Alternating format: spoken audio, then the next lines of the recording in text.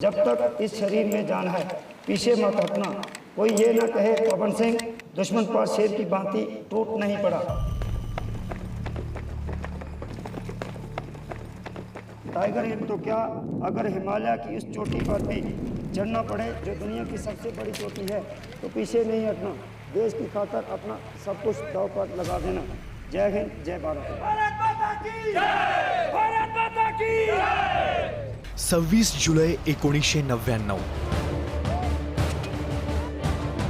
सूर्याची सोनेरी किरण कारगिलच्या त्या बर्फाळ जमिनीवर बरसली ती विजयाचा लख्ख प्रकाश घेऊन। डौलानं फडकणारा तिरंगा, प्रत्येक जवानाच्या चेहऱ्यावर ओसंडून वाहणारा आनंद आणि अभिमानाने भरून आलेला ओढ।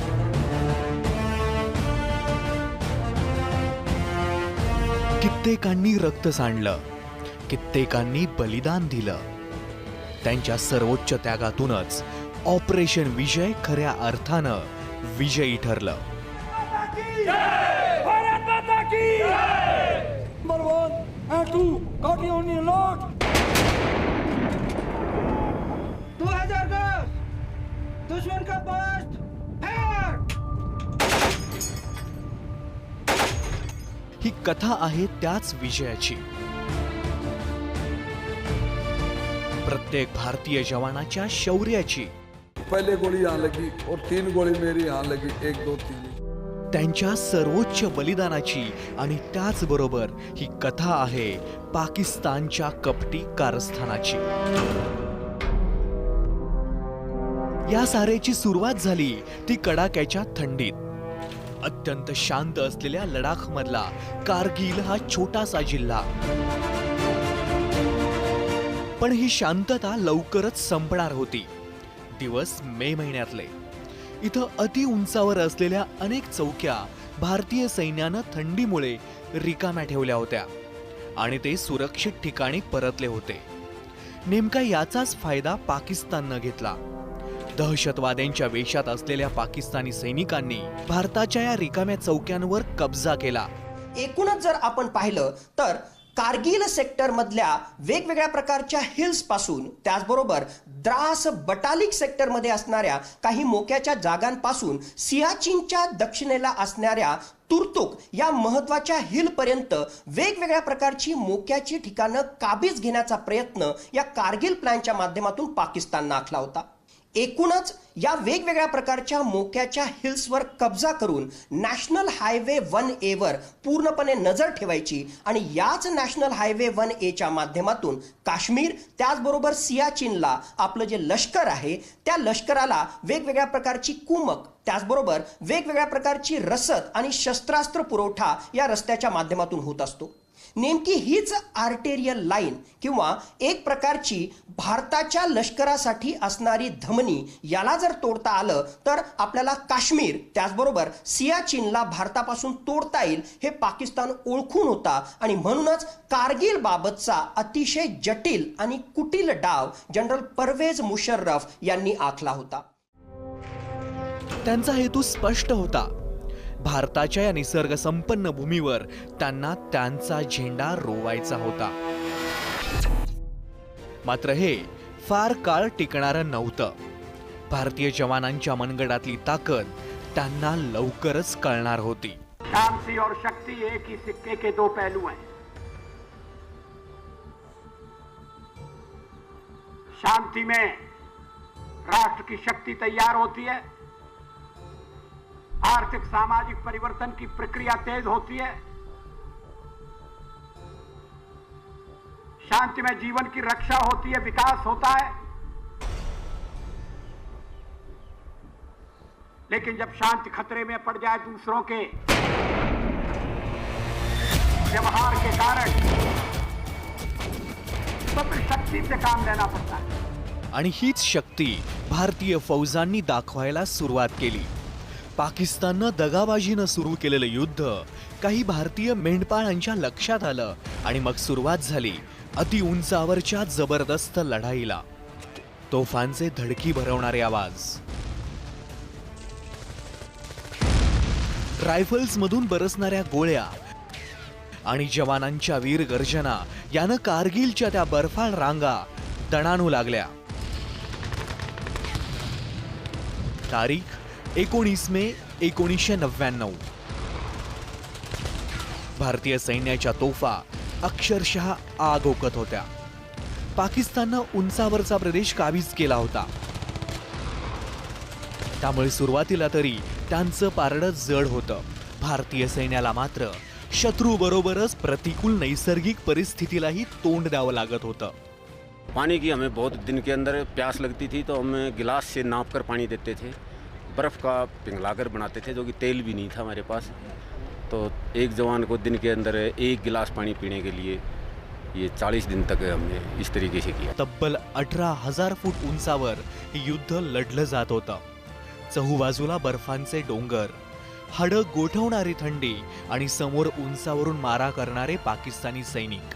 कल्पनेपलीकडच्या कठीण अवस्थेत भारतीय सैन्य जीवाची बाजी लावून लढत होतं. सुरुवातीला काही अंशी पाकिस्तानचं सैन्य या ऑप बदर या प्लॅनमध्ये यशस्वी सुद्धा झालं. पण ज्यावेळेस जांबाज भारतीय सैनिकांचा त्यांना मुकाबला करावा लागला त्यावेळेस मात्र त्यांना पळताभुई थोडी झाली.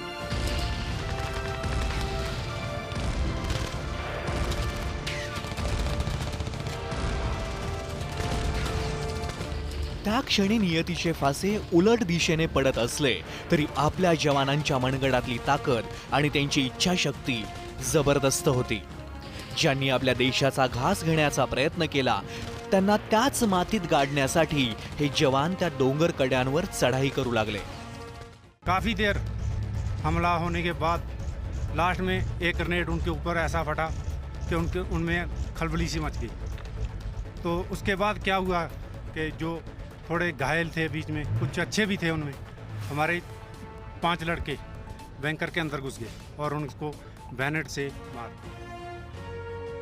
ती परिस्थिती अशी होती की पाकिस्तानी सैन्याला भारताची प्रत्येक हालचाल स्पष्ट दिसत होती, पण भारतीय सैन्याला त्यांचा काहीच अंदाज येत नव्हता. अशा वेळी आपल्या बोफोर्स तोफांनी असामान्य कामगिरी केली. तोफगोळ्यांच्या वर्षावात उंचावर लपून बसलेल्या पाक सैनिकांची अक्षरशः वाताहात झाली.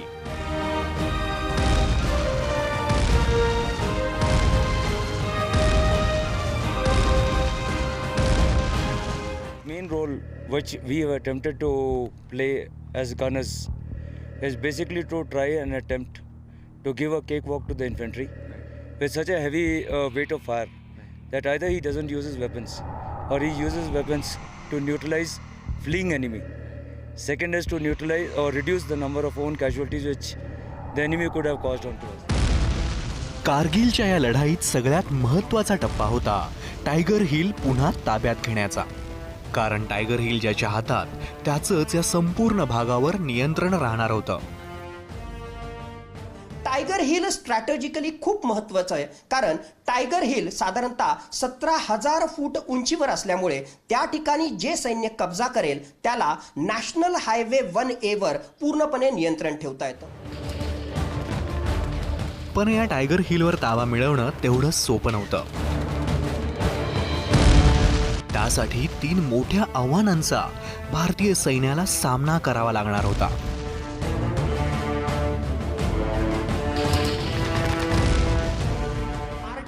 बोफोर्स गन्सच्या माध्यमातून म्हणजेच हॉविट्झर गन्सच्या माध्यमातून मोठ्या प्रमाणावर त्या ठिकाणी तोफगोळांचा मारा या टायगर हिल्सवर पाकिस्तानच्या सैन्याच्या विरुद्ध करण्यात आला. एवढंच नाही तर असं दाखवण्याचा प्रयत्न करण्यात आला की 8 सिख ही लेफ्ट फ्लँक म्हणजे टायगर हिलच्या डावीकडून जे आहे चढाई करेल, तर 2 नागा रेजिमेंट हे टायगर हिलच्या राईट फ्लँक म्हणजे उजव्या बाजूने चढाई करेल. पाकिस्तानच्या सैन्याला एक प्रकारे आपण चकमा देण्यामध्ये यशस्वी ठरलो, कारण त्यांना वाटलं की फक्त तोफगोळ्यांच्या माध्यमातून किंवा 8 सिख रेजिमेंटच्या माध्यमातून टायगर हिल जिंकण्याचा भारतीय सैन्याचा प्रयत्न आहे आणि त्यामुळे पाकिस्तानच्या सैनिकांनी याच गोष्टींवर लक्ष केंद्रित केलं. पण भारताची खरी स्ट्रॅटेजी ही तेव्हा होती ज्या ठिकाणी 18 ग्रेनेडियर रेजिमेंटच्या माध्यमातून टायगर हिलच्या मागच्या बाजूनं अतिशय अशक्यप्राय वाटणारा डोंगराचा कडा, साधारणतः 1000 फूट उंचीचा डोंगराचा कडा भारताच्या 18 ग्रेनेडियर रेजिमेंटच्या सैनिकांनी पार केला पाकिस्तानच्या सैनिकांना दूरपर्यंत वाटलं नाही की टायगर हिलच्या मागच्या बाजूनं ज्या प्रकारे अतिशय खडतर असा हा डोंगरकडा आहे, 1000 फूट उंची असणारा हा डोंगरकडा आहे. एवढंच नाही तर रात्रीच्या अंधारामध्ये हा डोंगरकडा पार करणं एका रस्सीच्या किंवा ज्याला आपण म्हणू रोपच्या मदतीनं, दोरीच्या माध्यमातून 1000 फूटचा हा डोंगरकडा पार करणं हे अशक्यप्राय अशी गोष्ट वाटणारी होती. परंतु 18 ग्रेनेडियर रेजिमेंटच्या अल्फा कंपनी, चार्ली कंपनी, त्याचबरोबर घातक प्लाटून कमांडोजनं हा चमत्कार करून दाखवला. केवळ 7 तासामध्ये एकदम सरळ अशा प्रकारचा डोंगरकडा जो 1000 फूट उंचीचा होता तो भारतीय सैनिकांनी पार केला. आणि या ठिकाणी खूप मोठा खतरा होता, कारण 17,000 फूट उंचीवर आपण युद्ध लढतोय. एवढंच नाही तर -डिग्री मध्ये त्या ठिकाणी टेम्परेचर आहे. आणि दुश्मनाची म्हणजे पाकिस्तानच्या सैनिकाची जर यावर नजर पडली तर त्या ठिकाणी मृत्यू अटळ आहे, अशा प्रकारची परिस्थिती होती. तरी सुद्धा अतुलनीय धैर्य आणि साहसाचा परिचय देत भारताचं सैन्य तो डोंगरकडा चढून गेलं. एवढंच नाही तर ज्या वेळेस तो डोंगर चढून जाताना टायगर हिल पाशी पोहोचणार त्याच वेळेस पाकिस्तानच्या सैनिकांना याची खबर लागली, म्हणून त्यांनी भारताच्या सैनिकांविरुद्ध जोरदारपणे प्रहार करण्याचा प्रयत्न केला. हातघाईच्या लढाईमध्ये आपण पाकिस्तानच्या सैनिकांना ठार मारलं आणि केवळ आपल्या साहसामुळे, धैर्यामुळे आणि भारत मातेच्या रक्षणासाठी टायगर हिल सारखी अतिशय अशक्य प्राय वाटणारी लढाई माउंटन वॉरफेअरमध्ये भारतीय सैनिक जिंकले. अखेर टायगर हिल भारतीय सैन्यानं काबीज केलं. मात्र ऑपरेशन विजय इथंच संपलं नाही. टायगर हिलच्या आसपासचे अनेक महत्त्वाचे पॉइंट्स अजूनही पाक सैन्याच्या ताब्यात होते.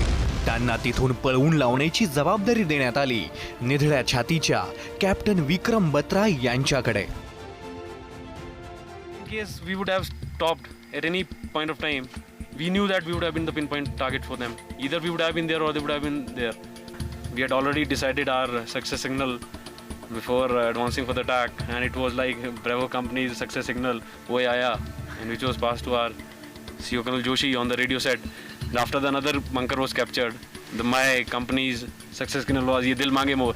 The guys were so highly charged up that they're wanting that some more bunkers should have been there and we would have got the more chaps. ए दिल मांगे मोर. कामगिरी फत्ते केल्यानंतर कॅप्टन विक्रम बत्रांनी त्यांच्या रिपोर्टिंग ऑफिसरशी बोलताना उच्चारलेलं हे वाक्य. आमचं एक मिशन फत्ते झालं असलं तरी आम्ही एवढ्यावरच समाधानी नाही आहोत. ए दिल मांगे मोर. त्यांचा हा जोश पाहूनच त्यांच्यावर आणखी एक अत्यंत महत्त्वाची कामगिरी सोपवण्यात आली. पॉइंट 4857 पुन्हा आपल्या ताब्यात घेण्याची. We were on the same frequency which were we on our radio sets, and one of the Pakistani soldiers or officer, whosoever it was, he said to me, my code name was Shersha. "Oh Shersha, you have come. Don't try to come up, otherwise you'll have a tough time." And that was the time they gave us a challenge, and my guys, they went wild. How dare a Pakistani troop can challenge us? पाकिस्तानच्या त्या फौजी अधिकाऱ्याने दिलेलं challenge captain Batra यांनी स्वीकारलं आणि आपला मोर्चा point 4857 कडे वळवला. प्रयत्नांची पराकाष्ठा केली, अतुल्य पराक्रम गाजवला. पाकिस्तानी सैन्यावर आपले हे जांबाज हिरो अक्षरशः तुटून पडले. ज्यांनी चॅलेंज दिलं त्यांना यमसदनी धाडत आपल्या जवानांनी पॉइंट 4857 वर तिरंगा फडकवला. मात्र ते पाहण्यासाठी कॅप्टन विक्रम बत्रा उरले नाहीत. भारत मातेसाठी, आपल्या देशासाठी आपला तिरंगा सदैव डौलानं फडकत राहावा यासाठी कॅप्टन विक्रम बत्रांनी सर्वोच्च बलिदान दिलं. कॅप्टन विक्रम बत्रा या लढाईत शहीद झाले. जवळपास 2 महिने सुरू असलेलं युद्ध पाकिस्तानचा संपूर्ण पराभव करून थांबलं.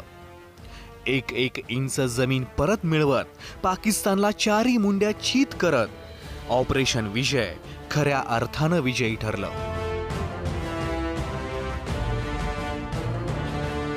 अर्थात या विजयामागं होता आपल्या सैन्यानं गाजवलेला पराक्रम आणि कित्येकांनी दिलेलं बलिदान. आज या विजय दिनाचा वर्धापन दिन साजरा करत असताना त्या वीरांचं स्मरण करूया, त्यांचा पराक्रम आठवूया आणि त्यांना सलाम करूया. एबीपी माझा, उघडा डोळे बघा नीट.